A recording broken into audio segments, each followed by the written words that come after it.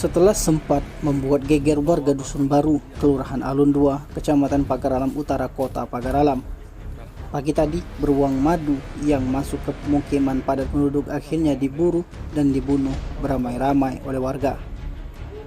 Seorang warga yang enggan namanya ditulis kepada sumselupdate.com membenarkan beruang madu liar tewas di tangan masyarakat setelah masuk perkampungan dan membuat heboh seisi Kelurahan Alun 2, Kota Pagaralam. Menurutnya, satwa liar tersebut adalah jenis beruang madu berwarna hitam dan memiliki warna kuning di sekitar dada. Beruang tersebut diperkirakan memiliki berat 80 kg. Informasi yang dihimpun Sumsel Update dari tempat kejadian, masyarakat di 3 dusun yakni Dusun Baru, Gunung Sari, dan Gunung Gendang, Kelurahan Alun 2, Kecamatan Pagaralam Utara, Kota Pagaralam, dihebohkan lantaran beruang madu liar masuk ke kampung tersebut.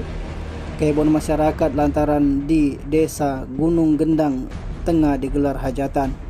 Melihat adanya beruang madu yang masuk ke pemukiman, masyarakat yang saat itu sedang ramai langsung berusaha mengusir beruang tersebut. Namun karena beruang tersebut sudah masuk ke pemukiman padat penduduk dan khawatir menyerang dan melukai, masyarakat setempat langsung melakukan pengepungan karena dinilai sudah membahayakan. Dengan menggunakan alat seperti kayu dan senjata tajam lainnya, warga melumpuhkan beruang malang itu hingga tewas. Terpisah, Camat Pagaralam Utara Ari Arianda Rohib mengatakan jika warganya terpaksa memburu beruang tersebut hingga mati.